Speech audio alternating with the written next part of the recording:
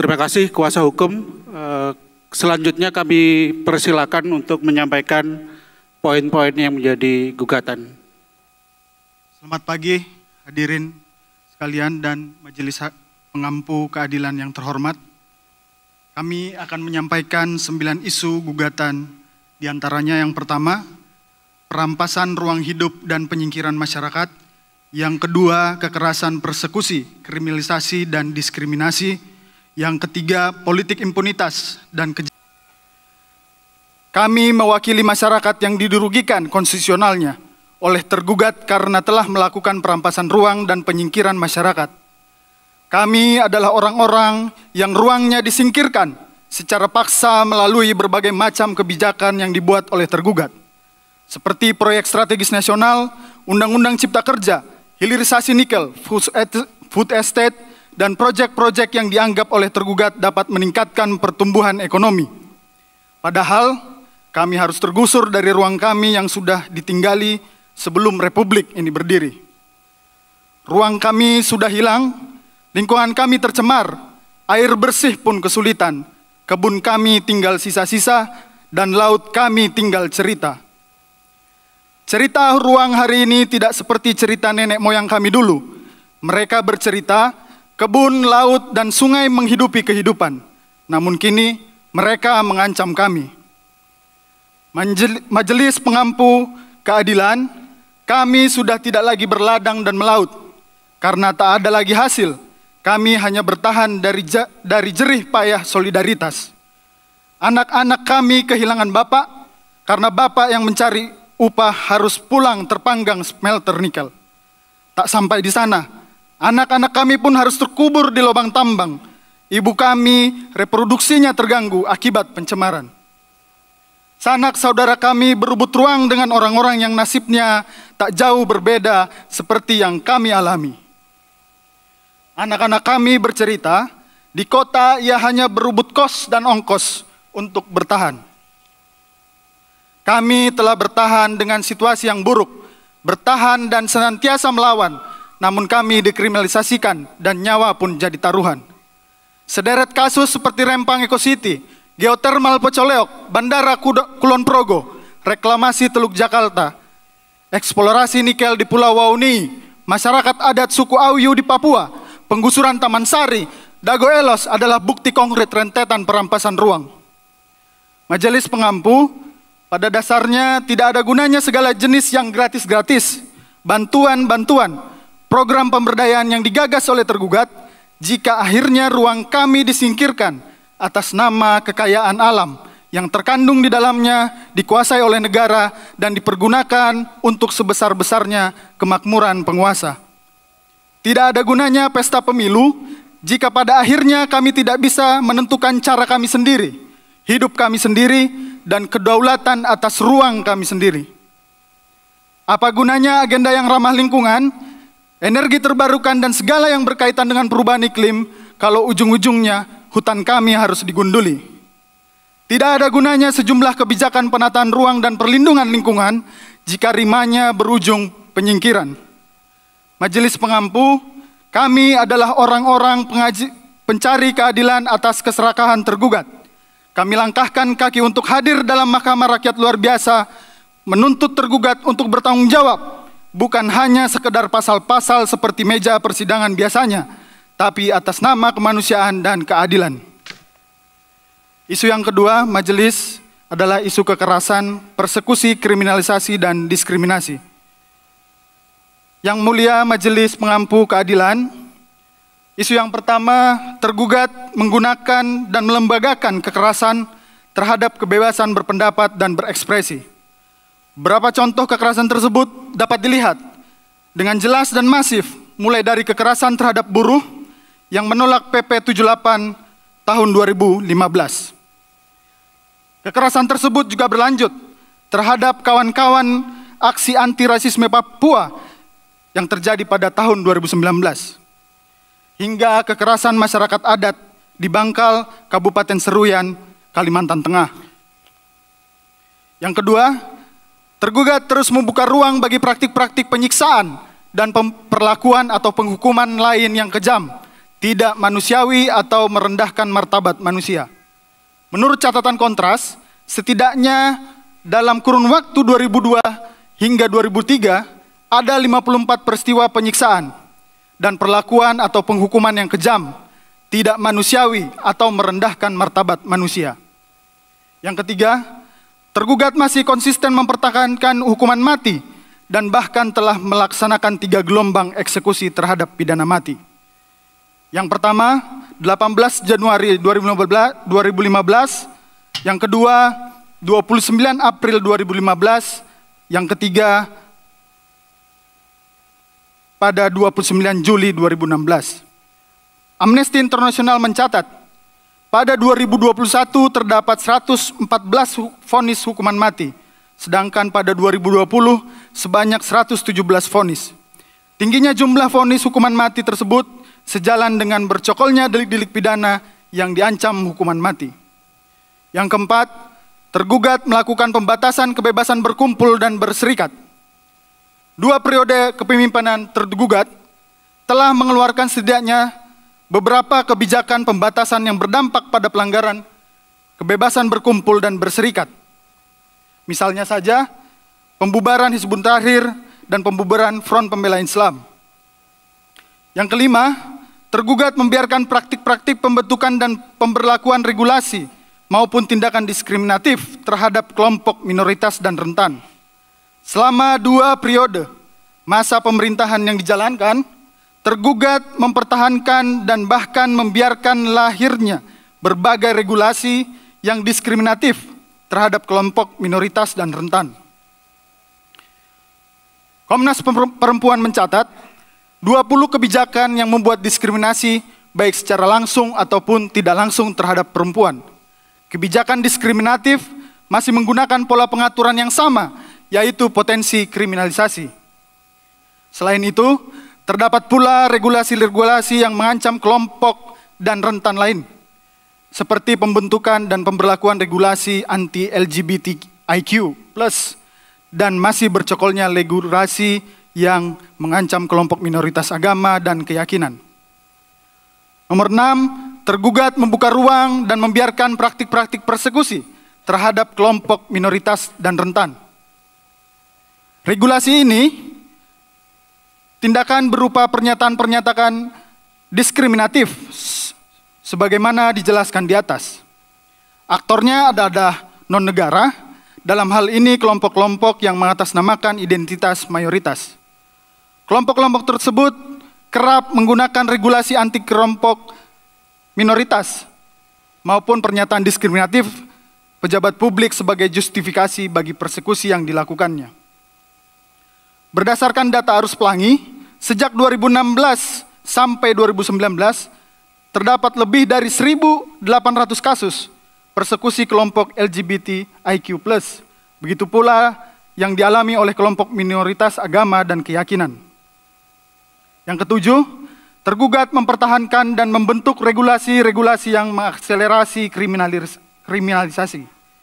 Dalam 2 periode masa pemerintahannya, tergugat masih mempertahankan dan bahkan memproduksi regulasi-regulasi anti-demokrasi, terutama delik-delik pidana yang materi muatannya karet dan mengancam kebebasan berpendapat. Yang kedelapan, tergugat mengkriminalisasi ekspresi atau pendapat. Berbeda dengan istilah kriminalisasi, sebagai terminologi ilmu kriminologi dan ilmu hukum pidana, kriminalisasi dalam konteks ini merujuk pada penegakan hukum yang dilakukan bukan untuk tujuan penegakan hukum itu sendiri. Penggunaan kesewenang-wenangan penegakan hukum yang seolah-olah bertujuan untuk menegakkan hukum namun sebenarnya tidak. Ada motif lain di balik yang semata-mata hanyalah untuk merugikan seseorang yang diproses hukum dilandasi dengan itikat buruk. Lebih serupa lagi dengan fenomena yang disebut strategic lawsuit against public participation atau yang sering kita dengar anti-SLAPP. Gugatan strategis terhadap partisipasi publik yang merupakan praktik penyerangan secara hukum kepada orang-orang yang membela urusan publik. Kriminalisasi sebagaimana dimaksud di atas adalah merupakan fenomena yang jamak terjadi selama 2 periode masa pemerintahan tergugat dan kerap kali menyasar pembela HAM, pembela HAM perempuan, dan orang-orang yang mengkritisi berbagai tindak tanduk buruk rezim. Menurut SafeNet, selama Januari hingga September, ada 112 orang yang menjadi terlapor atau korban kriminalisasi ekspresi di Indonesia. Hal tersebut juga merupakan implikasi dari masih bercokolnya delik-delik pidana yang materi muatannya karet. Demikian isu yang pertama. Yang kedua, majelis. Untuk isu selanjutnya akan dibacakan oleh rekan kami, Fadil.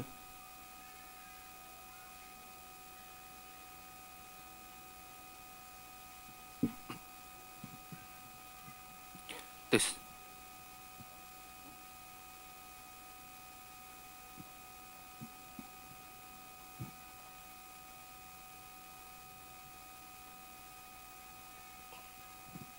Tes.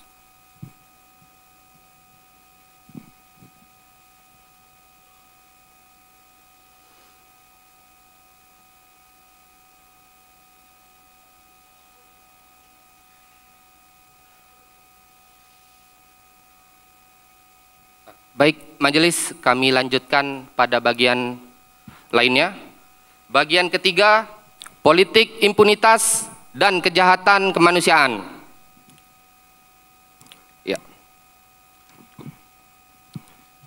1.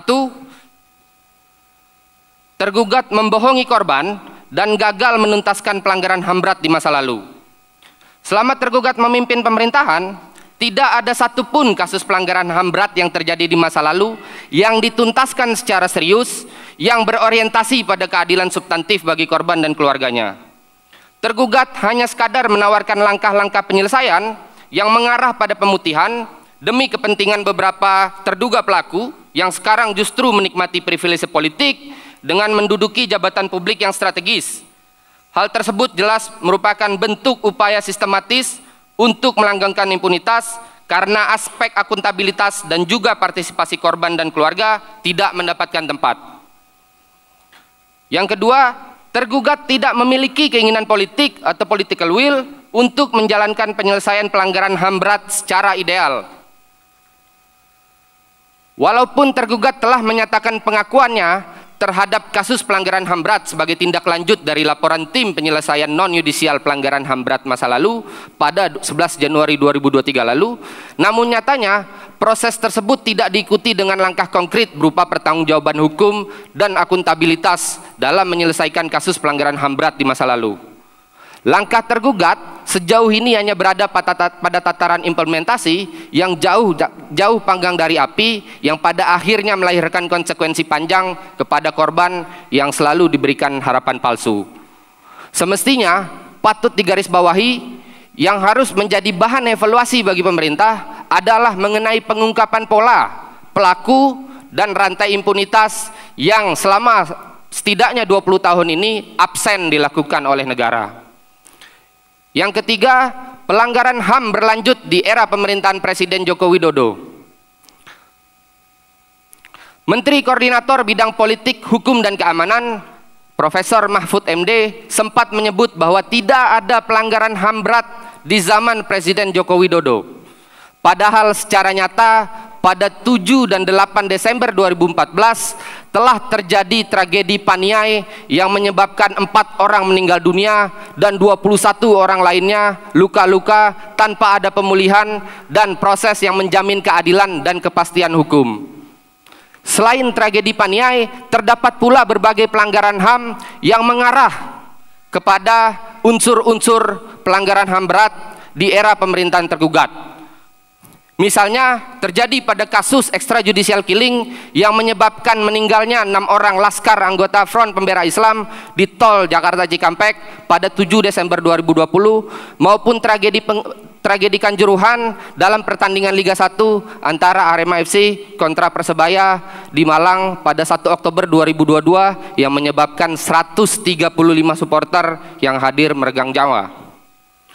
4. Tergugat memanipulasi sejarah dengan memosisikan penjahat HAM sebagai pahlawan. Dalam 2 periode masa pemerintahannya, tergugat melakukan manipulasi sejarah yang dilakukan dengan mengangkat dan memberikan kedudukan terhormat kepada beberapa orang yang memiliki jam dan one team press. Kedua, mengangkat Prabowo Subianto. Ulang, mengangkat Prabowo Subianto, terduga pelaku penghilangan aktivis pada 9798 menjadi Menteri Pertahanan dan diberikan pangkat istimewa Jenderal TNI Kehormatan. Terhadap orang tersebut, tergugat bahkan diduga terlibat dalam kongsi licik untuk memenangkan yang bersangkutan yang juga berpasangan dengan anak kandungnya dalam kontestasi Pilpres 2024. Ketiga, memberikan Untung Budi Harto ex Tim Mawar jabatan sebagai Panglima Kodam Jayakarta. Kemudian keempat, memberikan bintang jasa kepada Eriko Guterres, pelaku peristiwa pelanggaran HAM berat di Timur Timur. Yang kelima, memasukkan Kiki Syahnakri dalam susunan keanggotaan tim pelaksanaan Kepres nomor 17 tahun 2022. Saya lanjutkan pada isu atau bagian selanjutnya, yaitu mengenai komersialisasi, penyeragaman, dan penundukan dalam sistem pendidikan nasional. Satu, rezim Joko Widodo telah gagal memenuhi pendidikan gratis dan melanggengkan praktik komersialisasi pendidikan. Masalah komersialisasi pendidikan ini salah satunya diakibatkan oleh kebijakan pemerintah dengan meningkatkan mutu pendidikan tinggi dengan memberikan otonomi kepada kampus dan mencabut subsidi kepada kampus. Sebagai akibatnya, banyak universitas yang mencari pendanaan melalui kerjasama dengan swasta untuk membangun bisnis. Kemudian yang kedua, rezim Joko Widodo gagal mensejahterakan guru, dosen, dan tenaga kependidikan. Permasalahan komersialisasi pendidikan sejatinya tidak sebanding dengan kesejahteraan yang didapat bagi tenaga pendidik, baik guru honorer serta dosen non-ASN. Yayasan Bangun Kecerdasan Bangsa menyebut bahwa gaji honorer cenderung bervariasi, berkisar antara 1 sampai dengan 5 juta per bulan. Bahkan justru ada yang kurang jauh dari itu.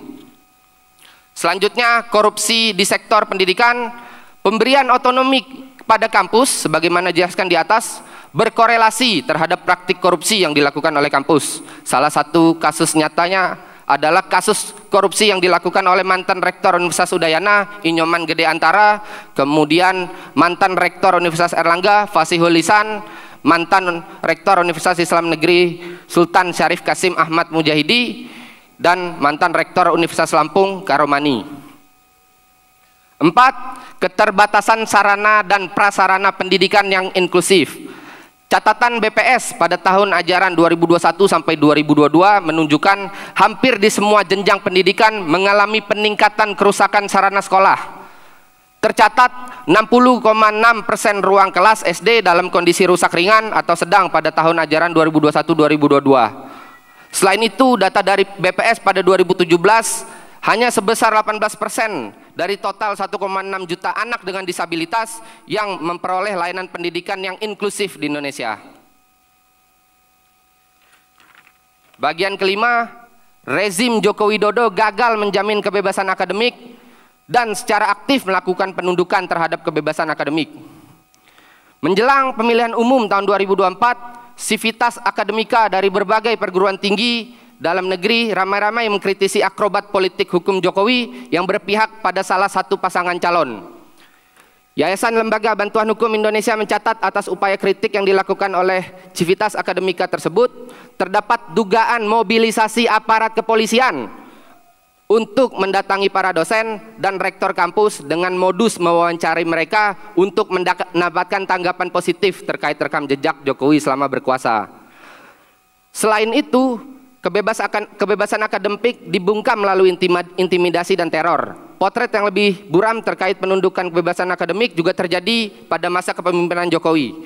Hal naas terjadi di saat ramai-ramai gerakan mahasiswa bersama elemen rakyat lainnya menolak revisi Undang-Undang KPK dan beberapa produk hukum lainnya. Banyak korban berjatuhan, bahkan 5 yang terdiri dari 2 mahasiswa dan 3 pelajar kehilangan nyawa lantaran berada dalam barisan aksi massa yang memprotes akrobat hukum yang dilakukan oleh tergugat. Bagian kelima, korupsi, kolusi, dan nepotisme serta tindakan perlindungan terhadap koruptor. 1. Iklim politik rezim Jokowi menyuburkan korupsi. 2 periode di bawah pemerintahan Presiden Jokowi merupakan 10 tahun terburuk untuk agenda pemberantasan korupsi pasca reformasi.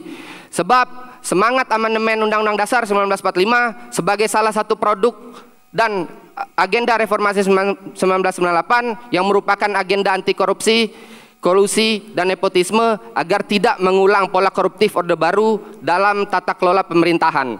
Hal ini justru dihancurkan sedemikian rupa oleh rezim Jokowi.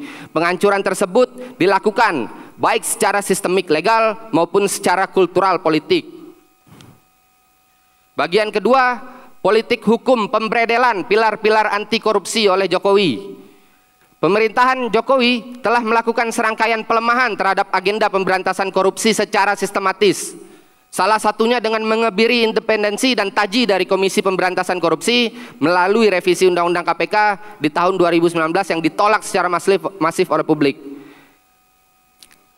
Tindak lanjut dari revisi undang-undang tersebut adalah dipecatnya sedikitnya 57 pegawai KPK yang secara administrasi dinyatakan maladministrasi dan pelanggaran HAM baik oleh Ombudsman maupun Komnas HAM. Kemudian yang ketiga, normalisasi konflik kepentingan oleh Jokowi. Dalam 2 periode masa pemerintahannya, Jokowi telah melahirkan ekosistem politik, kultur, serta tata kelola pemerintahan yang jauh dari semangat anti korupsi. Salah satunya dengan menormalisasi praktik konflik kepentingan. Di sektor publik, normalisasi konflik kepentingan yang dilakukan selama masa jabatan Presiden Jokowi dapat dilihat paling gamblang pada pemilu 2024. Sebagai kepala negara, Presiden Jokowi juga mempertontonkan secara terang-terangan keberpihakannya terhadap pasangan calon Prabowo Gibran di pemilu 2024 kemarin. Hal ini merupakan manifestasi terburuk dari konflik kepentingan dalam bentuk nepotisme dan penghidupan kembali politik dinasti sepanjang sejarah Indonesia pasca reformasi. Yang keempat, Jokowi berdagang pengaruh dan memuluskan maraknya praktik state capture corruption. Kombinasi antara obsesi rezim Jokowi terhadap ideologi pembangunanisme yang mengedepankan deregulasi, neoliberalisme, dan tata kelola pemerintahan yang koruptif telah menghasilkan pola relasi rent seeking dari lingkaran oligarki. Korporasi-korporasi raksasa dan para konglomerat mengambil banyak keuntungan dari kebijakan ataupun legislasi yang dikeluarkan oleh rezim Jokowi dengan praktik state capture, di mana fungsi-fungsi esensial dari penyelenggaraan negara telah dibajak untuk memperkaya segelintir orang dengan mengorbankan kepentingan publik yang lebih luas. Yang kelima, pembangunan dinasti politik Jokowi melalui nepotisme merusak semangat kompetisi sehat dalam demokrasi elektoral. Bahwa Presiden Jokowi menjelang akhir masa jabatannya telah melakukan sejumlah manuver dan upaya-upaya inkonstitusional demi mempertahankan sekaligus memperpanjang pengaruhnya dalam tata kelola pemerintahan pada lanskap ketatanegaraan pasca 2 periode kekuasaannya berakhir secara resmi di akhir 2024. Pasca Presiden Jokowi gagal untuk memperpanjang masa jabatannya menjadi 3 periode ataupun menunda jadwal pemilu 2024, Presiden Jokowi dalam banyak kesempatan telah diduga memperdagangkan pengaruhnya atau trading in influence selaku pemegang jabatan eksekutif dengan posisi tertinggi di Indonesia selaku kepala negara dan kepala pemerintahan untuk meletakkan anggota keluarga, kerabat, hingga orang terdekatnya pada posisi-posisi strategis secara tidak patut. Ini dilakukan untuk menjadikan orang-orang tersebut sebagai proksi atau perantara dari kepentingannya pasca purna tugas. Intervensi dari istana terhadap MK untuk memberikan karpet merah pada Gibran agar dapat mencalonkan diri sebagai wakil presiden di pemilu 2024 merupakan bentuk paling nyata dari penyerangan terhadap independensi kekuasaan kehakiman dan mencoreng salah satu nilai esensial dalam demokrasi elektoral, yakni fairness dalam bentuk equal playing field untuk menjadi kompetisi yang sehat. Secara konseptual, manuver-manuver yang dilakukan oleh Presiden Jokowi sebagaimana telah diuraikan lazim dikenal sebagai upaya untuk membangun dinasti politik, yakni sebuah bentuk monopoli terhadap kekuatan politik dan pengisian posisi publik yang dilandasi oleh ikatan atau koneksi kekeluargaan. Dinasti politik merupakan salah satu bentuk dari nepotisme, yakni setiap perbuatan dari penyelenggara negara yang menguntungkan kepentingan keluarganya dan atau kroninya di atas kepentingan masyarakat, bangsa, dan negara. Demikian dari kami, majelis akan dilanjutkan oleh rekan Diva.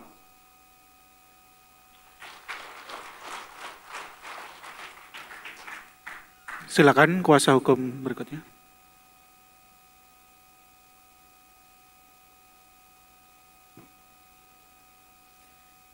Izin, Yang Mulia, salah satu tergugat kami atas nama Khairik Anhar hendak izin untuk meninggalkan ruang sidang karena sedang sakit. Apakah diizinkan? Terima kasih Yang Mulia.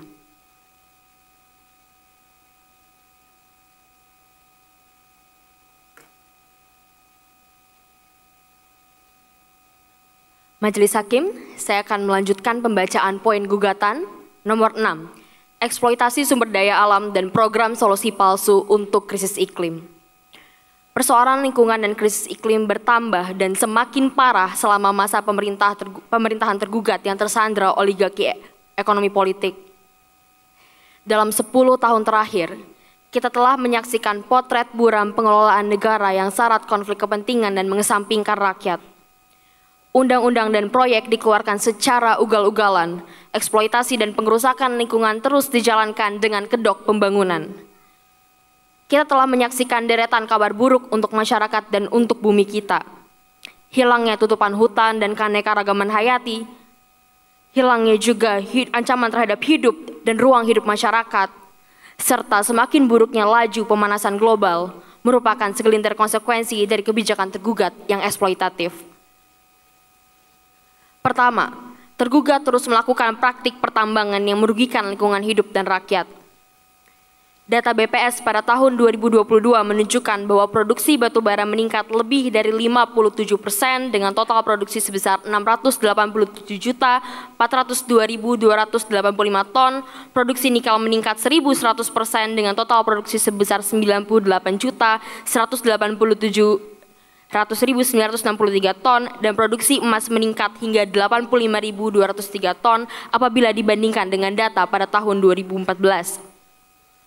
Bahwa peningkatan jumlah produksi batubara dan mineral yang fantastis diiringi juga dengan berbagai insentif bisnis dan kemudahan perizinan berusaha yang ditawarkan oleh pemerintahan tergugat kepada para pengusaha. Bahwa kemudahan perizinan pertambangan tidak berjalan beriringan dengan pengetatan pengawasan perizinan berusaha, pemulihan, dan kemampuan negara untuk mendistribusikan keuntungan yang didapatkan kepada rakyat. Yang Mulia, rakyat hanya mendapatkan eksternalitas negatif. Misalnya, operasional pertambangan industri nikel yang memperburuk kualitas air, mengakibatkan penghancuran perkebunan masyarakat, menurunkan produktivitas penangkapan ikan yang menjadi sumber ekonomi warga, meningkatkan kasus ISPA hingga meningkatkan frekuensi banjir bandang. Ironisnya, di tengah pertumbuhan ekonomi provinsi akibat industri nikel yang melejit, angka kemiskinan justru naik. Bahwa pelaksanaan pertambangan mineral dan batubara mengabaikan keselamatan rakyat dan perlindungan lingkungan hidup, hal ini ditunjukkan dengan 104 konsesi pertambangan mineral dan batubara di seluruh Indonesia yang berada di kawasan berisiko tinggi gempa. Bahwa berdasarkan data Jatam pada tahun 2020, lubang tambang existing yang tersebar di seluruh Indonesia jumlahnya mencapai 3.092.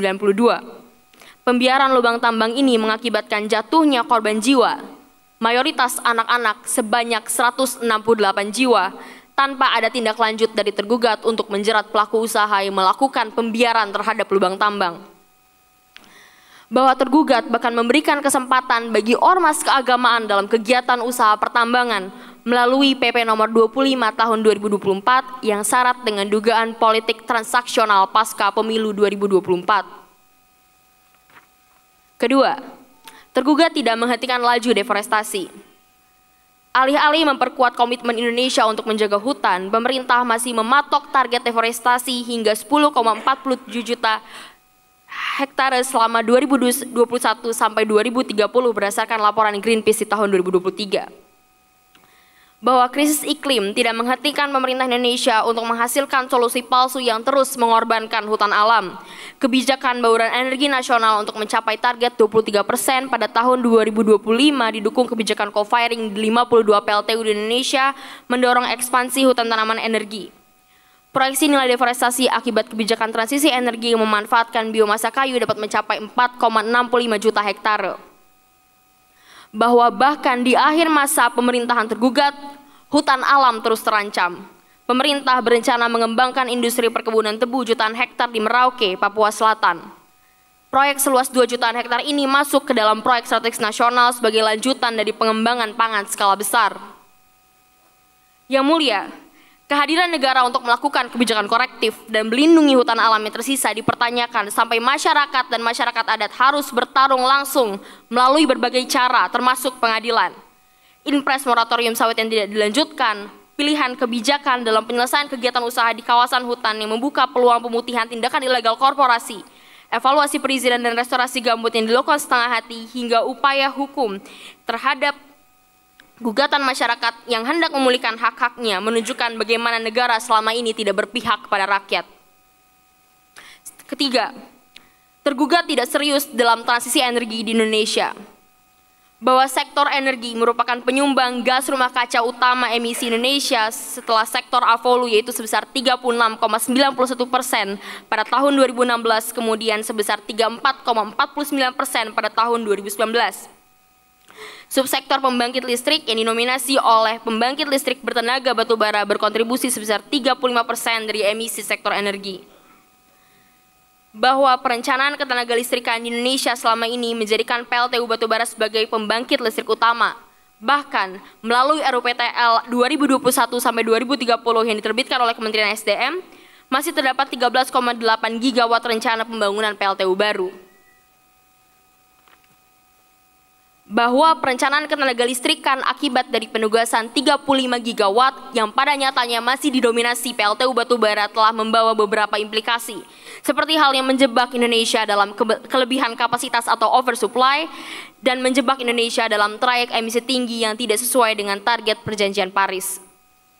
Bahwa sekalipun tergugat menerbitkan Perpres nomor 112 tahun 2022 tentang percepatan pengembangan energi terbarukan untuk penyediaan tenaga listrik yang memandatkan peta jalan pensiun dini PLTU batubara, nyatanya Perpres tersebut masih memberikan pengecualian untuk terus membangun PLTU batubara baru dan PLTU industri yang berorientasi peningkatan nilai tambah sumber daya alam atau proyek strategis nasional. Bahwa hampir 25% dari seluruh kapasitas PLTU batubara yang beroperasi di Indonesia adalah untuk penggunaan sendiri atau captive use, di mana tenaga listrik yang dihasilkan dari unit PLTU batubara dioperasikan secara off-grid oleh para pelaku industri.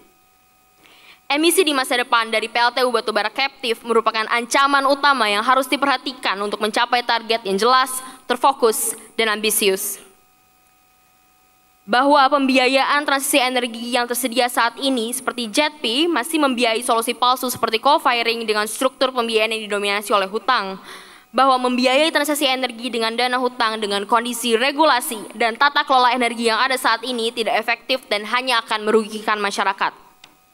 Poin terakhir, yang mulia, tergugat abai terhadap mitigasi dan adaptasi perubahan iklim. Pada tahun 2023, IPCC merilis laporan yang menyatakan bahwa krisis iklim yang disebabkan oleh manusia telah terjadi secara cepat serta meningkatkan intensitas dan frekuensi terjadinya cuaca ekstrim di setiap wilayah di dunia. Di antaranya gelombang panas yang semakin intens, hujan lebat, kekeringan, hingga siklon tropis. Saat ini, kenaikan temperatur bumi telah mencapai 1,1 derajat Celcius dan menuju kenaikan temperatur global rata-rata 2,8 derajat Celcius di tahun 2100. Situasi ini mengancam Indonesia sebagai salah satu negara yang sangat rentan terhadap krisis iklim, terutama bencana banjir dan panas ekstrim. Bahwa pada tahun 2022, sekelompok pemuda mengadukan bahwa mereka telah mengalami berbagai dampak yang disebabkan oleh perubahan iklim, termasuk pertama, gelombang panas yang menyebabkan kematian dan penyakit yang berhubungan dengan panas dan penurunan produktivitas pekerjaan di luar ruangan. Kedua, kenaikan permukaan laut yang menyebabkan pemutihan terumbu karang dan menurunnya stok ikan, menyebabkan kerawanan pangan dan kerentanan pekerjaan di bidang pariwisata dan perikanan. Ketiga, peningkatan panas dan curah hujan yang ekstrim yang menyebabkan penyakit, kerawanan air dan makanan. Keempat, terjadinya banjir pasang, gelombang tinggi, dan angin kencang akibat kenaikan permukaan air laut yang membahayakan nyawa dan menyebabkan hilangnya tempat tinggal, serta kerentanan terhadap makanan dan air. Kelima, memperburuk kesehatan mental pengadu. Bahwa tergugat telah gagal untuk memobilisasi sumber daya maksimum yang tersedia pada ambisi setinggi mungkin dalam aksi mitigasi iklim Indonesia, sebagaimana yang telah dielaborasikan dalam bagian sebelumnya, serta membangun ketahanan dan adaptasi yang memadai terhadap dampak perubahan iklim yang diproyeksikan di Indonesia. Selanjutnya yang mulia, saya akan membacakan poin gugatan nomor 7, politik perburuhan yang memiskinkan dan menindas. Politik perburuhan selama 2 periode kepemimpinan rezim Joko Widodo dan keterkaitannya dengan para turut gugat lainnya sangatlah memiskinkan dan menindas rakyat, khususnya para kaum buruh atau kelas pekerja di Indonesia.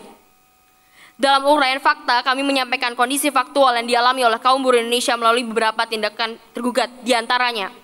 Pertama, tergugat menggunakan kekuasaannya dalam memaksakan praktik fleksibilitas pasar tenaga kerja dan sistem kerja. Tergugat dalam hal ini memaksakan kehendaknya untuk mengesahkan produk legislasi yang jelas diperoleh secara tidak partisipatif terhadap kaum buruh Indonesia sebagai pemangku kepentingan. Serangkaian tindakan pemaksaan menggunakan cara-cara yang dianggap sah, salah satunya menafsirkan ihwal kegentingan yang memaksa dengan melawan putusan Mahkamah Konstitusi telah memuluskan tergugat untuk mengesahkan Omnibus Law Cipta Kerja melalui sebuah perpu. Padahal, materi muatan dalam Undang-Undang AKU sangatlah mendukung politik perburuhan yang menciptakan iklim fleksibilitas pasar tenaga kerja dan sistem kerja. Kedua, tergugat menerapkan model pembangunan ekonomi berbasis investasi swasta dengan melakukan praktik politik upah murah yang mengorbankan buruh. Berdasarkan data BPS tahun 2023, secara nasional rata-rata buruh manufaktur di Indonesia menerima upah real Rp92.164, lebih sedikit dari UMP. Rendahnya kebijakan kenaikan upah minimum ini tidak lepas dari rentetan perubahan regulasi dalam sektor perburuhan yang jauh dari kata adil. Mulai dari Undang-Undang Nomor 6 Tahun 2023 tentang penetapan peraturan pemerintah pengganti Undang-Undang Nomor 2 Tahun 2022 tentang Cipta Kerja menjadi Undang-Undang dan Peraturan Pemerintah Nomor 51 Tahun 2023 tentang perubahan atas Peraturan Pemerintah Nomor 36 Tahun 2021 tentang pengupahan, memperlihatkan bahwa skema politik upah murah masih menjadi pegangan pemerintah serta pengusaha. Ketiga, tergugat tidak melindungi hak atas pekerjaan yang layak bagi buruh. Melihat data yang dikelola oleh BPJS Ketenagakerjaan per Mei 2022, lebih dari 20.000 perusahaan tidak mengikutsertakan pekerjanya dalam program jaminan sosial BPJS Ketenagakerjaan yang mengartikan bahwa belum semua pekerja mendapatkan haknya atas jaminan sosial dan kesehatan. Artinya, tergugat belum sepenuhnya mengoptimalkan pelaksanaan K3 yang sesuai standar di seluruh perusahaan yang ada di Indonesia. Data yang tercatat pada tahun 2020, angka kecelakaan kerja tercatat 221.740 kasus, lalu meningkat pada 2021 menjadi 234.370 kasus. Adapun pada 2022, jumlah kasus naik lagi menjadi 298.137 kasus. Penyebab hal tersebut tentunya dikarenakan ketidaktegasan pemerintah dalam menyikapi sanksi untuk perusahaan yang melanggar K3, di mana Undang-Undang Nomor 1 Tahun 1970, sanksi yang diberikan dipatok dengan nominal rendah sehingga tidak memberikan efek jera. Kondisi faktual terhadap jaminan perlindungan buruh terhadap risiko K3 tidak didukung pula oleh tanggung jawab negara untuk mendorong keikutsertaan jaminan sosial dan kesehatan atau BPJS bagi para pekerja dengan hubungan non-standar atau informal. Merujuk angka keikutsertaan program BPJS bukan penerima upah yang hanya mencapai 11% dari 82,67 juta orang di sektor informal, di mana dalam sektor ini terdapat pula pekerja rumah tangga dan ojek online. Keempat, tergugat melakukan pengabaian penegakan hukum pidana perburuhan. Penegakan hukum pidana perburuhan telah dipahami secara keliru karena dianggap baru dapat dilakukan setelah mendapatkan rekomendasi dari pengawas Dinas Tenaga Kerja. Penegakan hukum pidana ditakutkan akan menjadi bumerang bagi pemenuhan hak-hak buruh karena pidana terhadap pengusaha akan membuat hak-hak perdata mereka tidak dipenuhi atau hilang. Sekian yang mulia, untuk poin selanjutnya akan dibicarakan oleh rekan saya Hussein.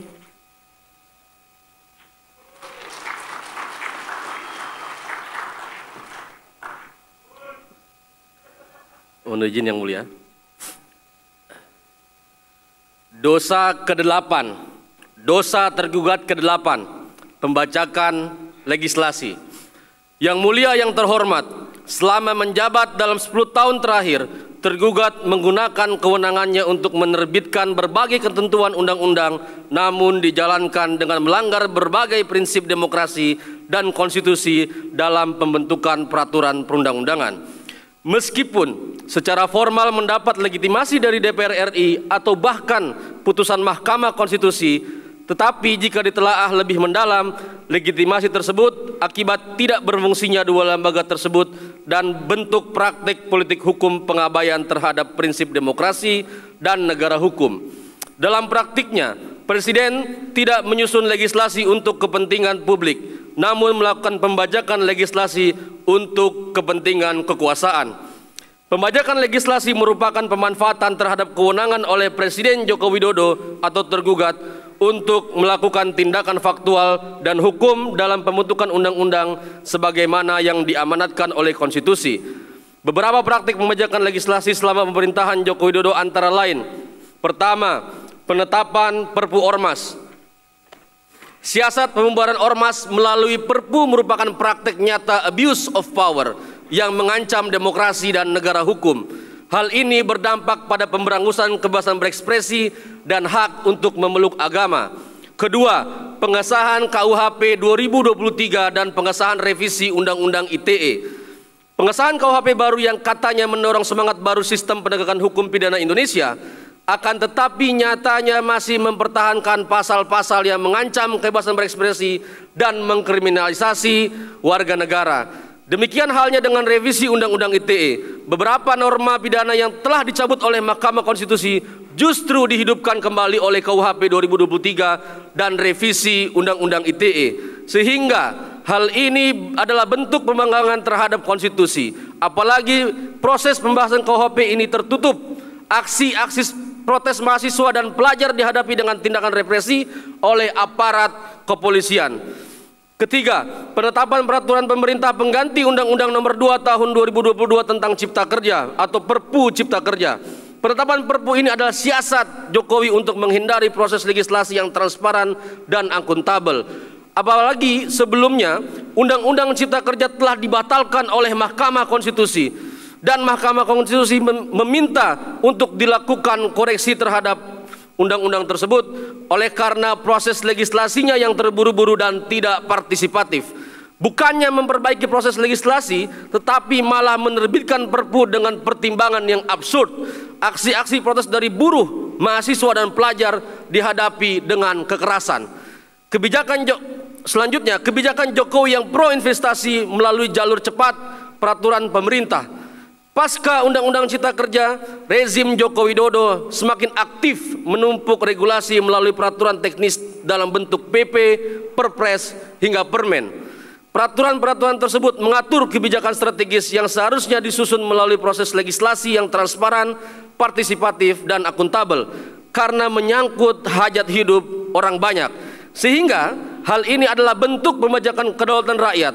Beberapa kebijakan tersebut antara lain adalah PP tentang bank tanah, PP, Perpres, dan Permen yang mengatur tentang proyek strategis nasional. Dengan demikian, secara keseluruhan tindakan pemerintahan Jokowi dalam proses legislasi dapat dikategorikan sebagai kejahatan demokrasi dan konstitusi melalui pembajakan regulasi yang mengabaikan kedaulatan rakyat dan negara hukum sebagaimana diatur dalam Undang-Undang Dasar 1945. Dengan demikian, secara keseluruhan tindakan pemerintah Jokowi dalam proses legislasi dapat dikategorikan sebagai kejahatan demokrasi melalui pembajakan yang mengabaikan prinsip kedaulatan rakyat dan negara hukum sebagaimana diatur dalam Undang-Undang Dasar. Selanjutnya, dosa yang ke-9, militerisme dan militerisasi. Yang mulia, yang terhormat, selama hampir 1 dekade pemerintahan rezim yang dijalankan tergugat, beberapa kebijakan secara nyata tak terbantahkan telah mengabaikan dan bahkan memundurkan reformasi sektor keamanan yang selama ini susah payah dijalankan sejak reformasi 1998. Upaya nyata mengembalikan militer ke ruang sipil melalui pengaktifan kembali dui fungsi militer tidak hanya telah berdampak pada rusaknya tata kelola keamanan dan negara demokrasi, tetapi juga di banyak tempat seperti di tanah Papua berdampak langsung pada pelanggaran HAM. Melalui serangkaian tindakan tergugat telah mengkhianati reformasi, khususnya sektor keamanan baik secara langsung maupun tidak langsung melalui tindakan-tindakan yang dilakukan oleh tergugat secara melawan hukum atau konstitusi yang akan diuraikan dalam penjabaran sebagai berikut. A. Tergugat menghidupkan kembali dui fungsi militer. Yang mulia Hakim Mahkamah yang terhormat, sebagaimana kita ketahui bahwa kekuasaan otoritarian Orde Baru yang menindas rakyat dapat kuat dan bertahan hingga 32 tahun, salah satunya dikarenakan karena sokongan penuh dari ABRI melalui peran sosial politiknya, yakni dui fungsi. Dengan dalih dui fungsi pada saat itu ABRI menduduki hampir seluruh sendi bernegara Indonesia. Oleh karena itu pada reformasi 1998, salah satu sasaran reformasi yang utama adalah pencabutan dui fungsi ABRI tersebut. Namun demikian, tergugat melalui berbagai cara secara nyata telah mengembalikan dui fungsi tersebut, diantaranya: pertama, menghidupkan dui fungsi TNI melalui pengesahan Undang-Undang Nomor 20 Tahun 2023 tentang aparatur sipil negara. Revisi Undang-Undang ASN telah menghidupkan dui fungsi TNI melalui pasal 19 ayat 2 Undang-Undang ASN yang menyatakan jabatan ASN tertentu dapat diisi A. Prajurit Tentara Nasional Indonesia, dan B. Anggota Kepolisian Republik Indonesia. Perkenan TNI menjabat jabatan sipil melalui pasal 19 ayat 2 Undang-Undang ASN ini tidak hanya keliru, tetapi juga bertentangan dengan pasal 30 ayat 3 Konstitusi Undang-Undang Dasar 1945 yang secara eksplisit menyebutkan TNI sebagai alat negara yang berfungsi untuk melakukan pertahanan, melindungi dan memelihara keutuhan dan kedaulatan negara. Kedua, tergugat secara melawan hukum menghidupkan dui fungsi TNI dengan menempatkan TNI aktif di jabatan sipil, bahwa berdasarkan data Babinkum TNI pada tahun 2023 tercatat 2.569 TNI aktif di jabatan sipil, bahwa berdasarkan data Kemenhan pada tahun 2019 terdapat 29 anggota TNI aktif menjabat secara ilegal di luar ketentuan Undang-Undang TNI. Tidak hanya itu, berdasarkan pemantauan imparsial, penetapan TNI pada jabatan sipil tidak hanya pada jabatan pemerintahan pusat tertentu, tetapi juga pada jabatan politik, dalam hal ini kepala daerah. Penempatan TNI di jabatan kepala daerah terjadi pada penunjukan Brigjen TNI Andi Chandra Asaduddin sebagai pejabat Bupati Seram bagian Barat pada tahun 2022. Berdasarkan pasal 47 ayat 1 Undang-Undang TNI menyatakan bahwa prajurit hanya dapat menduduki jabatan sipil setelah mengundurkan diri atau pensiun dari dinas aktif keprajuritan. Pada prinsipnya TNI tidak dapat menjabat jabatan sipil kecuali sudah pensiun dan atau setidaknya yang diperbolehkan dalam pasal 47 ayat 2, yakni jabatan yang membidangi koordinator bidang politik dan keamanan negara, pertahanan negara, sekretaris militer presiden, intelijen negara, sandi negara, lembaga ketahanan nasional, Dewan Pertahanan Nasional, Search and Rescue Nasional, Badan Narkotika Nasional, dan Mahkamah Agung. Bahwa tidak hanya itu, tergugat dan turut tergugat pada saat ini sedang berusaha melegitimasi kembalinya dui fungsi militer melalui revisi Undang-Undang 34 tahun 2004 tentang TNI yang pada intinya tergugat berusaha meluaskan jabatan sipil yang dapat diduduki oleh prajurit TNI aktif. Bahwa usulan perubahan pasal 47 ayat 2 Undang-Undang TNI jelas akan melegalisasi perluasan praktik dui fungsi militer yang sejatinya secara perlahan mulai dijalankan terutama pada era pemerintahan tergugat. Di negara demokrasi, fungsi dan tugas utama militer seharusnya difokuskan sebagai alat pertahanan negara. Hal ini sesuai dengan hakikat keberadaan militer yang memang dididik, dilatih, dan dipersiapkan untuk perang, dan tidak didesain untuk menduduki jabatan-jabatan sipil yang lebih berorientasi pada pelayanan. Oleh karena itu, tergugat sebenarnya melanggar pasal 30 ayat 3 Undang-Undang Dasar 1945. Dalam putusan MK nomor 15 garing PUU strip XS garing 2022 disebutkan bahwa hanya TNI yang sudah tidak aktif yang bisa menjabat menjadi PJ kepala daerah. Maka apabila TNI aktif menjadi pejabat kepala daerah, maka sudah menyalahi putusan MK tersebut yang bersifat final and binding. Dan oleh karena itu, penempatan TNI di jabatan sipil telah bertentangan dengan putusan MK tersebut. Ketiga, tergugat secara melawan hukum menghidupkan dui fungsi TNI dengan memberikan peran non pertahanan kepada TNI dalam program food estate. Bahwa tergugat secara sadar menunjuk Kementerian Pertahanan untuk memimpin program food estate alih-alih Kementerian Pertanian. Sepanjang program food estate, Kementerian Pertahanan telah membentuk PT Agroindustri Nasional atau Agrinas yang berkantor pusat di gedung kementerian itu sendiri, yang mengurus produksi tanaman, pangan, perikanan, bioenergi, dan konservasi. Menurut Law Justice & Co, sebuah media investigasi online, kegiatan agribisnis Agrinas dijaga ketat oleh TNI dan keterlibatannya di program food estate di Kalimantan berisiko besar karena campur aduk antara bisnis pribadi, korupsi, kepentingan umum, dan militerisasi wilayah. Bahwa program food estate di Kalimantan Tengah TNI TNI memimpin proyek perkebunan singkong. Tanaman singkong dijadikan target karena peminat pasar yang besar atas produksi mie instan. Bahkan wilayah yang diperlukan mencakup 0,5 juta hektar atau 4.806.164 hektar. Sebagaimana diketahui bahwa pembukaan lahan telah dimulai di Kabupaten Gunung Mas, dipimpin oleh Kolonel Dwi Haryono, salah satu anggota TNI. Meskipun tidak terdapat informasi tentang studi penilaian lingkungan yang telah rampung, padahal berdasarkan pasal 39 Undang-Undang 34 tahun 2004 tentang TNI mengatur bahwa prajurit dilarang terlibat dalam kegiatan bisnis. Berdasarkan hal tersebut, di atas tergugat melanggar pasal 30 ayat 2 dan 3 Undang-Undang Dasar 1945. B. Tergugat melanggengkan impunitas dengan tidak mereformasi sistem peradilan militer. Situasi reformasi yang tersendat seperti sekarang dikarenakan belum tuntasnya berbagai kasus pelanggaran hak asasi manusia yang berat, serta ketidaktundukan militer terhadap yurisdiksi peradilan umum sebagai akibat mandeknya reformasi peradilan militer. Tergugat justru tidak pernah secara serius mengusulkan revisi Undang-Undang Peradilan Militer, padahal beberapa peraturan perundang-undangan pasca reformasi telah memberikan perintah hukum terkait dengan kebutuhan reformasi militer. Perintah reformasi peradilan militer setidaknya ditegaskan di dalam pasal 3 ayat 4 TAP MPR nomor 7 tahun 2000 yang menyatakan bahwa prajurit Tentara Nasional Indonesia tunduk kepada kekuasaan peradilan militer dalam hal pelanggaran hukum militer dan tunduk kepada kekuasaan peradilan umum dalam hal pelanggaran hukum pidana umum. Penegasan serupa juga disebutkan dalam ketentuan pasal 65 ayat 2 Undang-Undang nomor 34 tahun 2004 tentang TNI. Berdasarkan hal itu, tergugat melanggar pasal 27 ayat 1 Undang-Undang 1945 yang menyatakan segala warga negara bersamaan kedudukannya dalam hukum dan pemerintahan dan wajib menjunjung hukum dan pemerintahan itu dengan tidak ada kecualinya. Pernyataan yang serupa juga ditegaskan dalam pasal 28D ayat 1 Undang-Undang Dasar 1945 yang menyebutkan bahwa setiap orang berhak atas pengakuan jaminan perlindungan dan kepastian hukum yang adil serta perlakuan yang sama di hadapan hukum. C. Terakhir, melanggengkan operasi militer ilegal yang mengakibatkan pelanggaran hak asasi manusia. Bahwa tergugat secara terus-menerus ajak melakukan operasi militer di tanah Papua.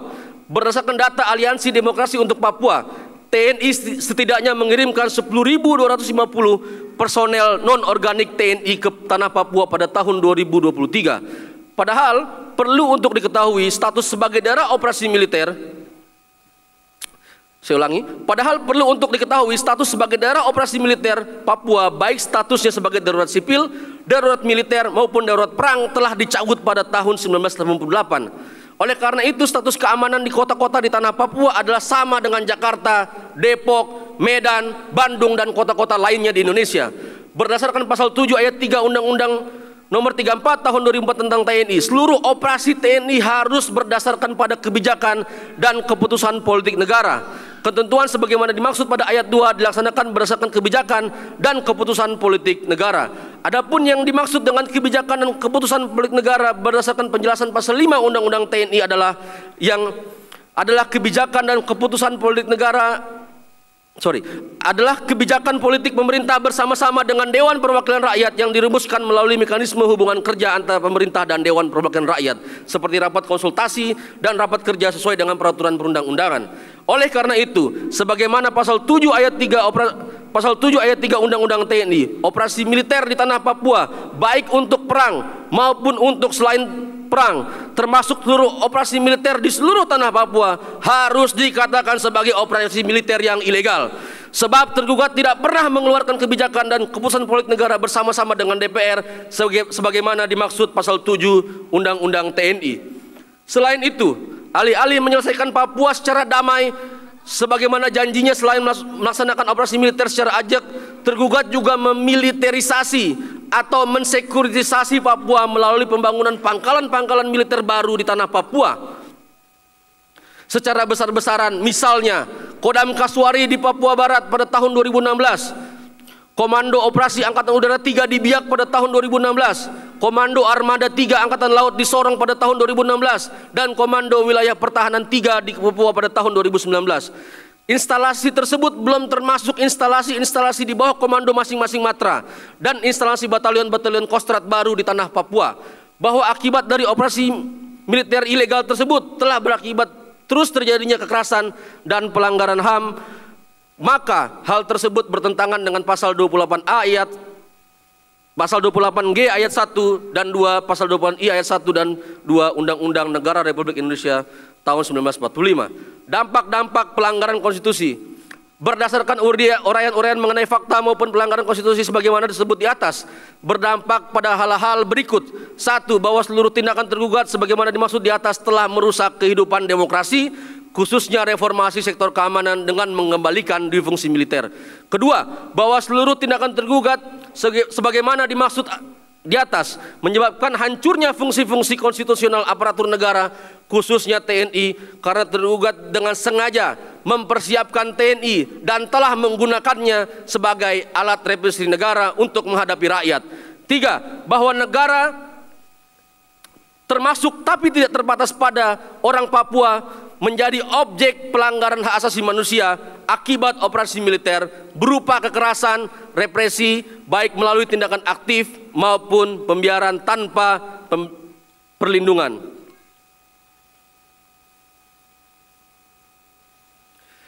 Berdasarkan alasan-alasan konstitusional di atas, maka kami atas nama rakyat Indonesia, korban kejahatan konstitusi yang dilakukan oleh rezim Joko Widodo, memohon kepada Majelis Hakim Mahkamah Rakyat luar biasa untuk menjatuhkan putusan. Dengan demikian, para tergugat secara bersama-sama telah melakukan tindakan yang bertentangan dengan konstitusi sebagaimana ditegaskan dalam Undang-Undang Dasar 1945, Pasal 27 ayat 1 dan 2, Pasal 28, Pasal 28A, Pasal 28D ayat 1, Pasal 28E ayat 1 dan ayat 2, Pasal 28G ayat 1, Pasal 28I, Pasal 28H ayat 1 dan ayat 2, Pasal 29 ayat 2 dan Pasal 33 ayat 3 Undang-Undang Dasar 1945.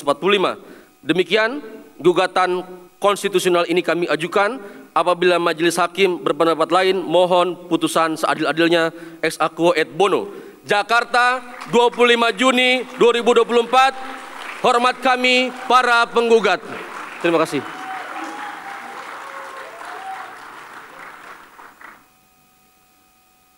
Terima kasih pada para kuasa hukum yang telah menyampaikan pokok-pokok gugatan dan berbagi kepada Mahkamah Rakyat luar biasa. Kita sudah mencatat dan mendengarkan tadi fakta-fakta yang sangat mengerikan, mengganggu naluri akal sehat dan kemanusiaan kita. Selanjutnya kita akan memasuki agenda persidangan pemeriksaan saksi-saksi. Baik, kita akan segera melanjutkan pada agenda pemeriksaan saksi. Penggugat atau kuasa hukum akan menghadirkan berapa orang saksi?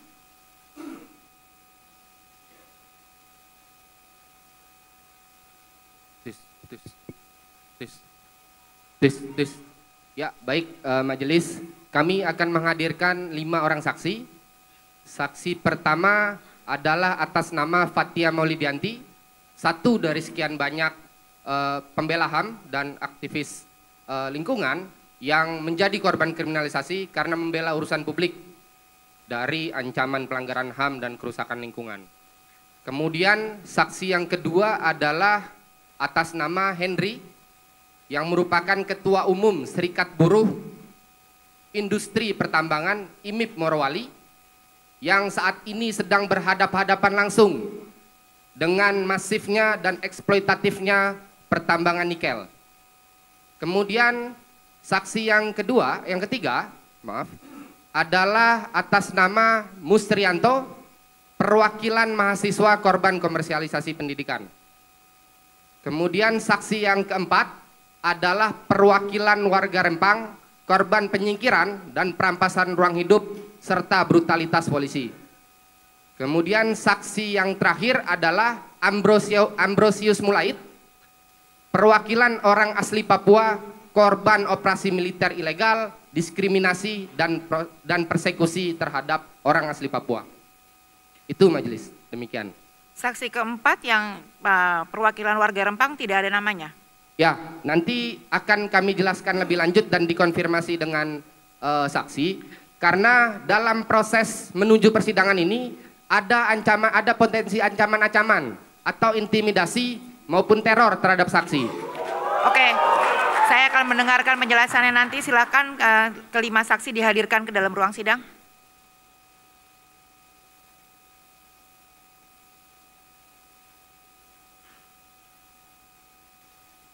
Oke, bisa dijelaskan lagi mengenai ancaman-ancaman yang tadi?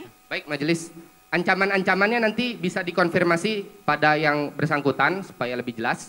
Tapi kami juga sekaligus ingin memohon izin dari majelis sebelum disumpah dan nantinya saat pemberian keterangan agar saksi perwakilan warga Rempang ini memberikan keterangan dengan penutup muka dan penutup kepala demi keamanan dan pemberian keterangan secara bebas. Untuk saksi 4, apakah benar Anda menerima ancaman, intimidasi atau apapun selama proses ini berjalan? Baik, untuk saksi 4 permohonannya dikabulkan oleh majelis. Tapi saya mau ngecek dulu pada saksi-saksi yang lainnya. Apakah ada di antara Anda semua yang juga mengalami intimidasi dan ancaman? Setiap hari mengalami intimidasi dan ancaman. Apakah ada yang saat ini merasa terintimidasi dan terancam? Oke, selama sidang ini berjalan, terlepas dari apapun yang ada di luar ruangan ini, tetapi selama ada di dalam ruang persidangan Mahkamah Rakyat luar biasa ini, maka tidak boleh ada warga negara Indonesia satupun yang merasa terancam dan terintimidasi, sehingga apabila ada di antara Anda merasa terancam, merasa terintimidasi, mohon segera sampaikan kepada kuasa hukum, agar kuasa hukum segera mengajukan permohonan untuk membantu memastikan Anda dalam posisi aman dan terlindungi. Oke, jadi untuk permohonan mengenai penutupan identitas saksi 4 kami kabulkan. Kemudian kita akan lanjutkan langsung ke pengambilan sumpah. Silakan. Baik, untuk selanjutnya pengambilan sumpah. Terima kasih kepada saksi yang sudah hadir ke dalam persidangan. Selanjutnya majelis akan mengambil sumpah atas nama kebenaran kesaksian dalam persidangan. Saksi pertama akan disumpah dengan cara apa? Baik. Kemudian saksi kedua, kemanusiaan. Saksi ketiga akan disumpah dengan cara apa? Dengan cara kemanusiaan. Baik, saksi keempat. Sama yang mulia. Sama. Untuk saksi kelima, sama juga. Baik. Kepada saudara saksi, sebelum saudara saksi memberikan kesaksian, saya akan meminta Hakim Romo Kristo untuk memimpin sumpah secara kemanusiaan.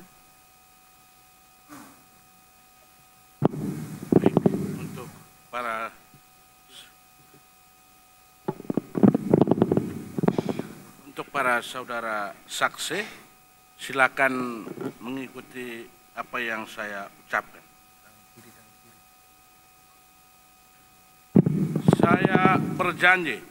Saya berjanji akan memberikan keterangan yang benar dan tiada yang lain daripada yang sebenar-benarnya.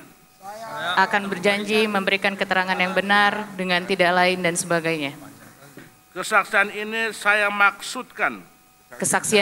maksudkan untuk menjaga kesucian pulau-pulau di Nusantara.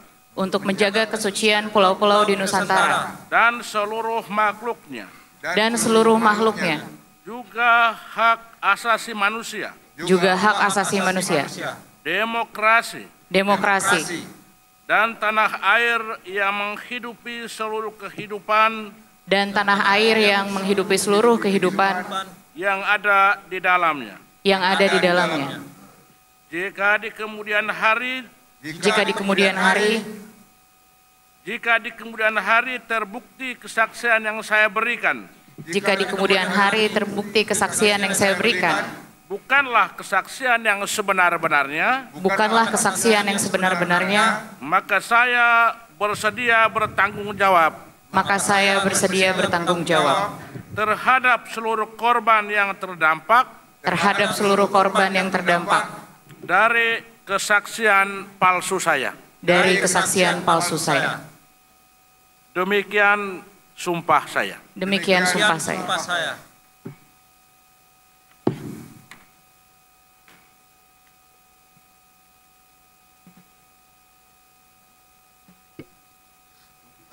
Baik, penggugat tapi juga kuasa hukum, saksi mana yang akan diperiksa terlebih dahulu?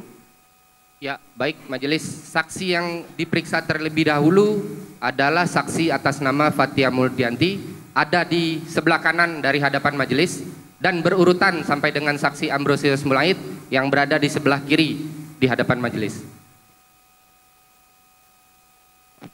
Baik, kita akan lanjut ke pemeriksaan saksi yang pertama, yaitu Saudara Fathia. Untuk saksi yang lain bisa dulu meninggalkan ruang sidang.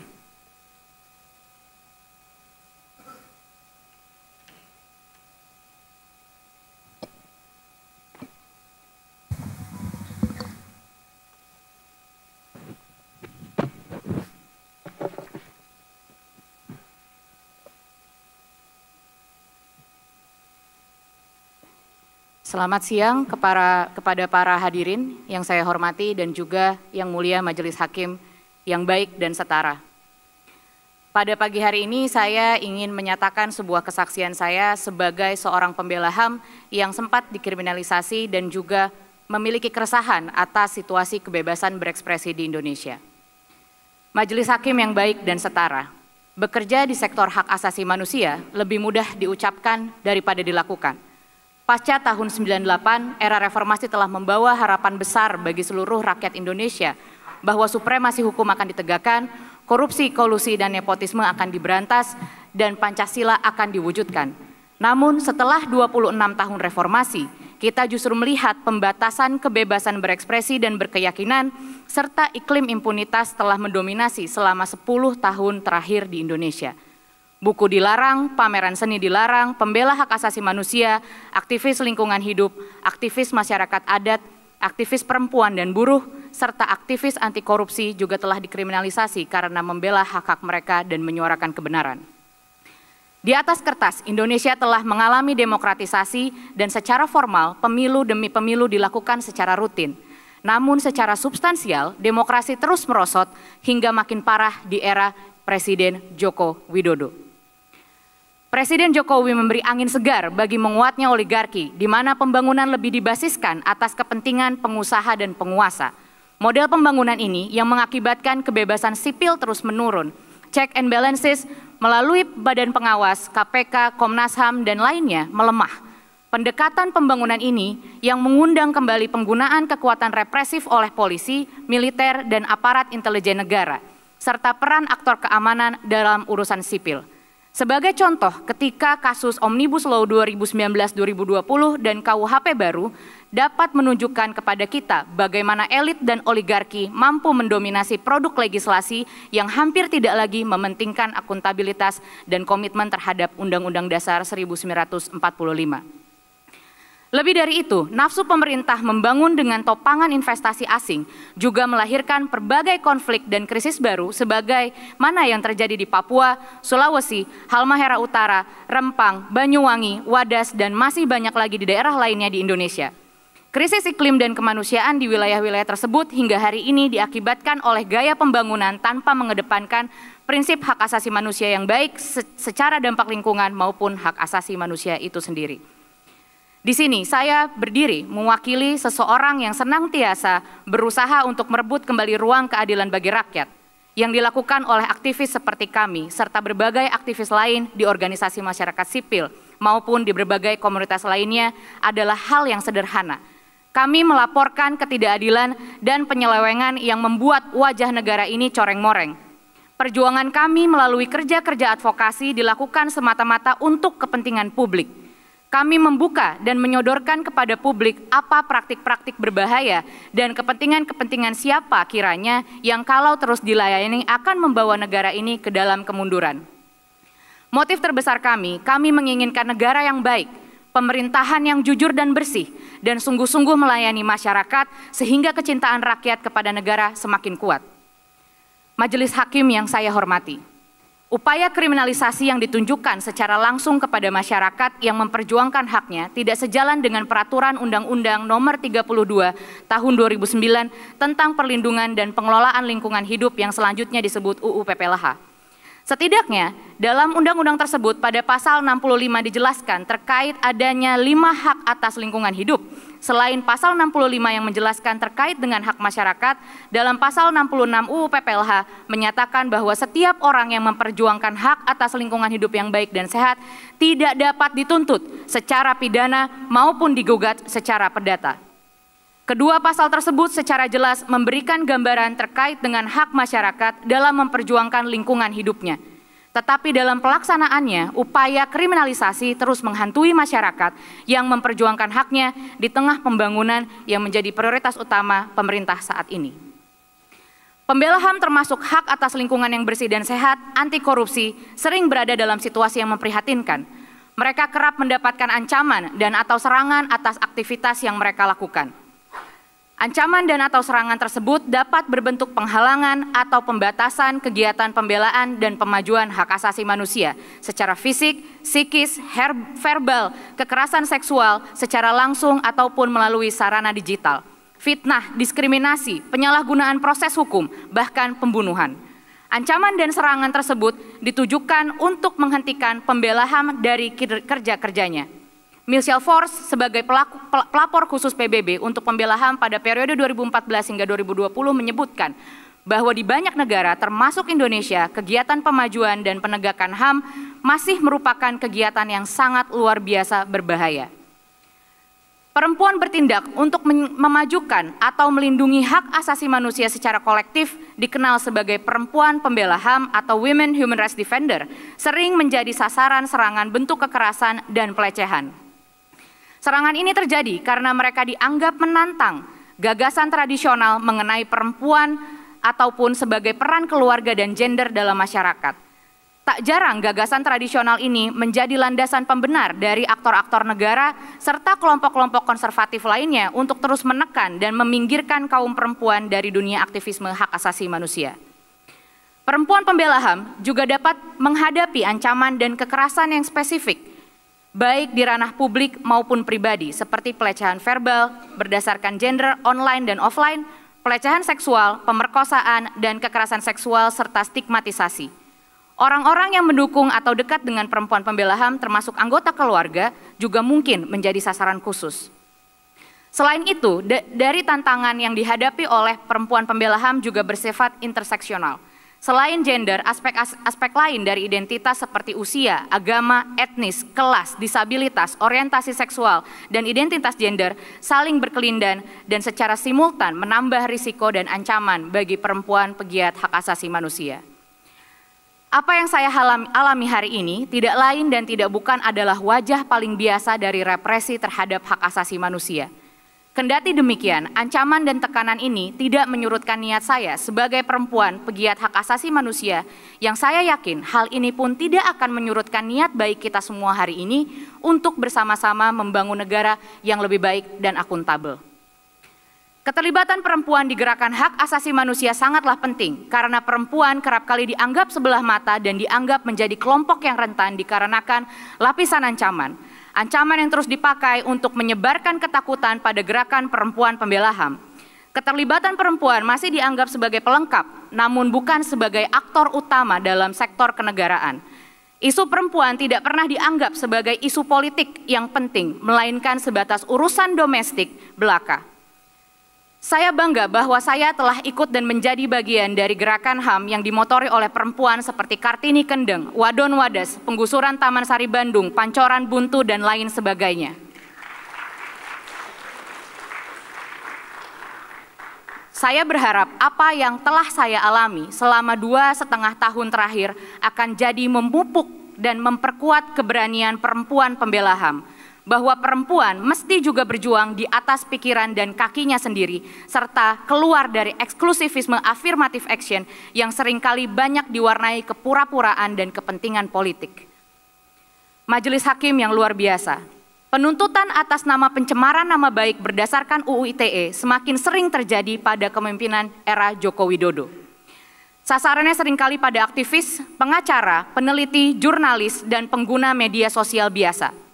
UU ITE digunakan lebih banyak untuk menghukum warga negara yang melontarkan komentar kritis secara online terhadap tokoh masyarakat, lembaga pemerintah, atau perusahaan. Boleh dibilang UU ITE ini telah menjadi alat dan senjata para elit penguasa baik pusat dan daerah untuk membentengi diri dari kritik dan untuk menunjukkan arogansi mereka di atas hukum yang pada akhirnya mendorong dilakukannya sensor mandiri. Saya khawatir penuntutan ini jangan-jangan tidak lain dan tidak bukan hanya sebagai semacam etalase arogansi elit dan menggunakan tangan-tangan hukum. Kekhawatiran saya bukan tanpa alasan. Kontras mencatat 89 peristiwa terkait UU ITE baik penangkapan, pelaporan hingga pemenjaraan dengan total 101 korban di tahun 2022 dan ini berakibat buruk bagi wajah demokrasi Indonesia.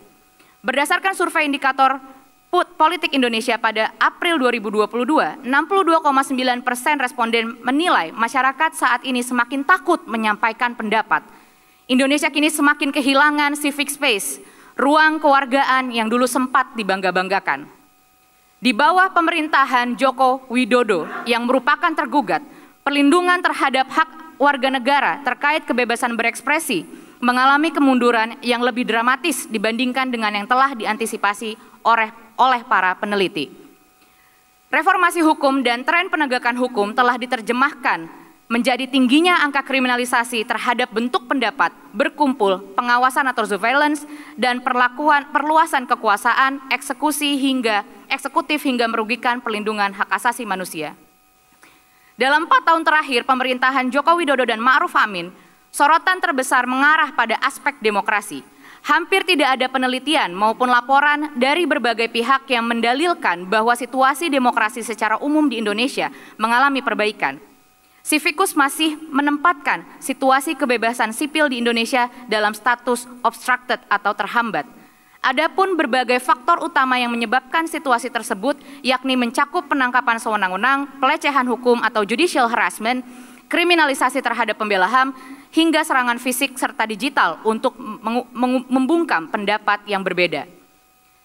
Penuntutan pencemaran nama baik berdasarkan UU ITE semakin sering terjadi pada era Joko Widodo.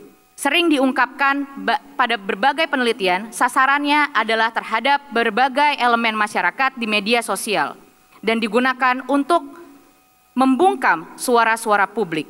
Berbagai tren dan pola yang ada kembali menegaskan bahwa Indonesia ada dalam pengaruh legalisme otokratis yang mana praktik pemimpin otoriter atau otokratis menggunakan sistem hukum termasuk peraturan dan undang-undang untuk memperkuat dan mempertahankan kekuasaan mereka.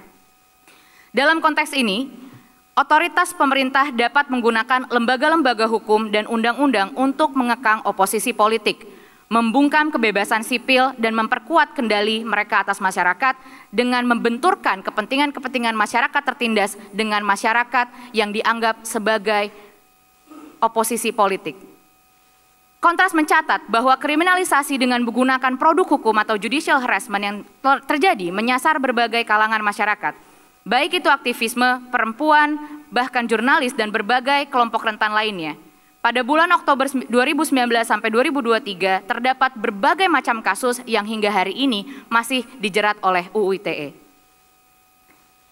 Berekspresi memang bukan merupakan hak yang dapat dibatasi. Akan tetapi, pembatasannya harus tunduk pada standar-standar yang ditetapkan dunia internasional. Prinsip Sirakusa menyatakan bahwa pembatasan hak harus ditentukan lewat undang-undang. Sementara itu, menurut Johannesburg Principle, pembatasan harus ditentukan oleh hukum yang dapat diakses, tidak bersifat ambigu, dan dibuat secara hati-hati dan teliti, yang memungkinkan setiap individu untuk melihat apakah suatu tindakan bertentangan dengan hukum atau tidak. Berkaca pada dua prinsip tersebut, pedoman interpretasi tentu bukan jawaban dari carut-marutnya penggunaan UU ITE sebagai salah satu alat untuk membungkam kebebasan berekspresi. Terlebih jika ditinjau melalui hierarkis peraturan perundang-undangan, penetapan pedoman interpretasi juga tidak ada yang jelas.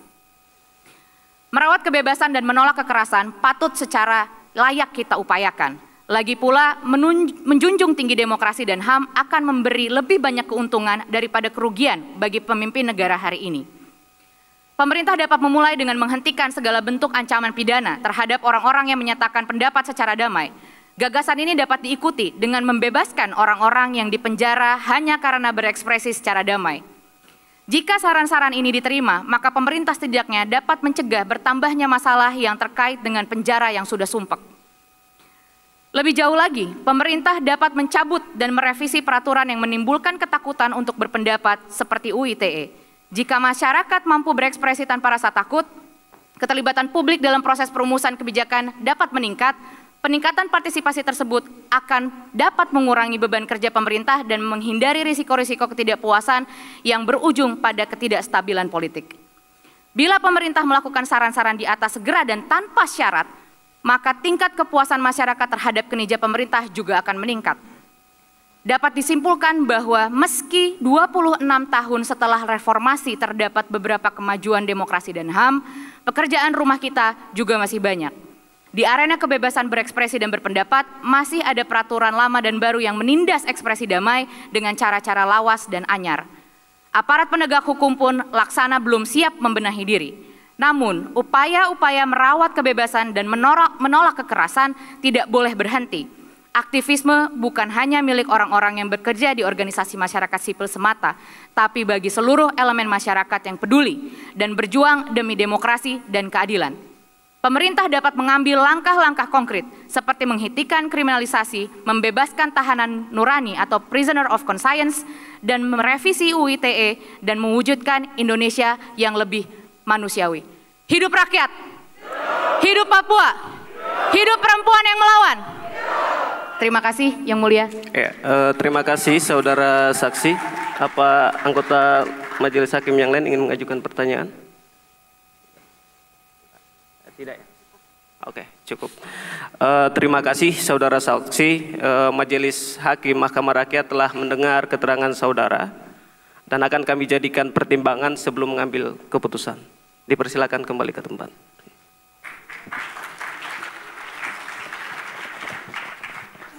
Kuasa hukum, karena sekarang sudah 12:30, kami pikir kita bisa istirahat dulu. Ya, semoga bisa diterima para penggugat dan kuasa hukum. Ya, majelis, untuk waktu istirahat diberikan kesempatan sampai dengan kapan? Kami berpikir kita akan masuk jam 1:15 karena padatnya acara apabila tentu saja penggugat dan kuasa tidak keberatan.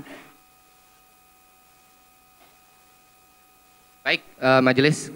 Kami terima waktu skors dan istirahatnya. Baik, terima kasih.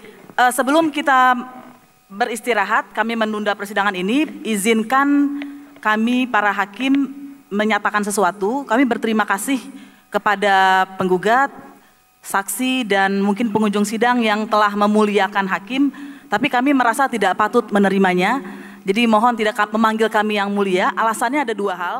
Pertama, kita semua manusia yang setara, dan kedua, kami tidak lebih baik. Kami pikir tidak ada yang lebih mulia daripada orang yang memperjuangkan keadilan di tengah situasi sulit seperti para penggugat, kuasa hukum, saksi, bahkan pengunjung sidang. Terima kasih. Dengan demikian, sidang kami tunda hingga 1:15. La ilaha illallah, la ilaha illallah, la ilaha illallah, la ilaha illallah, la ilaha illallah, la ilaha illallah. Pada saat ini sudah lebih kurang 4 tahun lebih kami berjuang di negara kita ini untuk menyatukan alat untuk menghadapi PHP. Sampai saat ini kami masih diberi intimidasi dari pihak kepolisian. Ya, maka dari itu kami pada malam hari ini pada rekan-rekan atau adik-adik kami yang dari BH untuk bagaimana untuk menunjukkan semangat lah untuk kami minta dari atau dari mahasiswa, mohon dukungannya khususnya bagi mahasiswa. Seandainya nanti ada bergejolak di antara kami menghadapi satu perlawanan dari pihak PHP, apakah dari mahasiswa siap untuk membantu kami di negara kita? Siap. Alhamdulillah. masyarakat lainnya yang berada di luar sana dapat menyaksikan langsung dengan segala kejadian, penindasan, intimidasi yang selama ini mereka lakukan terhadap kami masyarakat Nagari Kamba. Seakan-akan kami masyarakat Nagari Kamba tidak ada harganya di mata mereka. Pernyataan sikap bersama. Pernyataan sikap bersama. Pada hari ini. Senin 20 Mei 2024. Bertempat di Desa Pakel. Banyuwangi. Kami rakyat Jawa Timur. Menyatakan sikap. Satu. Bahwa 10 tahun. Rezim Joko Widodo gagal dalam menjalankan amanah reforma agraria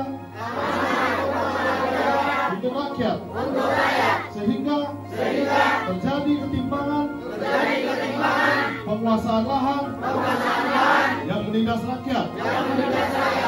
Dua, rezim Joko Widodo gagal dalam menghentikan siklus kekerasan dan pelanggaran HAM terhadap rakyat.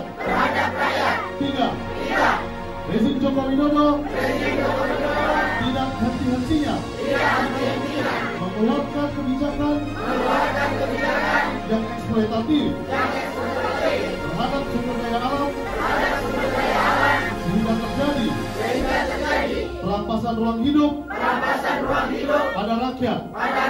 Adili Jokowi. Hidup petani. Hidup petani.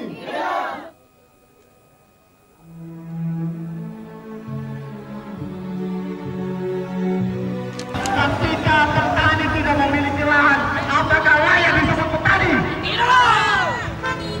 Petani memiliki alat produksi, yaitu tanah sebagai sumber penghidupan, untuk keberlanjutan untuk hidup di masa yang akan datang. Hidup petani. Hidup petani.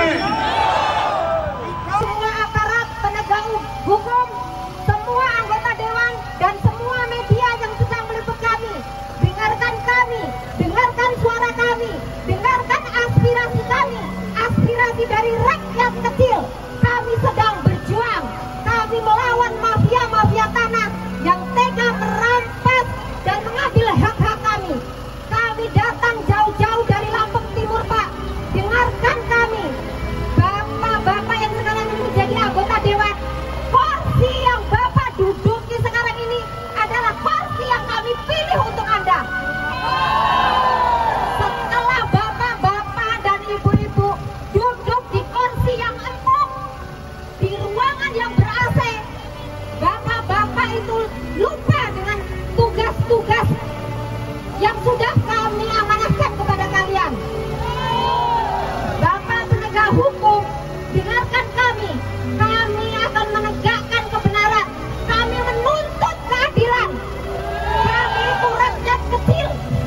Jangan sampai ketentraman dan kenyamanan hidup kami terganggu. Kami itu resah, gelisah, Pak. Gundah gulana. Kami, kenyamanan kami terenggut. Kami selalu berpikir bagaimana jika lahan garapan yang ada di tanah kami itu diambil oleh para mafia-mafia tanah. Bapak AHY, Menteri ATR BPR, buktikan kepada kami janji-janji Anda. Jangan cuma omong, Pak. Jangan cuma ngomong doang. Jangan cuma bikin janji-janji palsu. Kami rakyat kecil, kami ini terdolimi, Pak. Kami tersiksa dengan para perlakuan mafia tanah. Kami akan terus melawan. Kami akan memberantas semua mafia-mafia tanah. Karena tindakan mafia-mafia tanah itu telah mengambil hak-hak kami. Kita ini menolak semua dengan tegas, dengan lantang, dengan membuktikan bahwa di tanggal 29 Mei kita turun di jalan untuk menyuarakan bahwa di Lampung ini tidak baik-baik saja. kata Gubernur Lampung, petani di zaman kepemimpinan beliau akan berjaya. Nyatanya bohong, betul. Dari putusan Majelis Hakim peninjauan kembali kasus Dago Eros, maka Majelis Hakim Pengadilan Rakyat mengadili 1. Mengabulkan seluruh dalil dari para pemohon. Menyatakan alat bukti yang dihadirkan oleh Muller bersaudara adalah bukti palsu dan tidak pernah diperiksa secara seksama oleh Majelis Hakim, baik di tingkat pengadilan agama, pengadilan negeri, pengadilan tinggi, hingga Mahkamah Agung. Menyatakan bahwa alasan untuk mengajukan peninjauan kembali tidak rasional dan tidak beralasan hukum. Petani Bunda Rejo mau menuntut agar tanah konflik kembali ke rakyat supaya negara bertanggung jawab untuk menyelesaikan tanah konflik di Bunda Rejo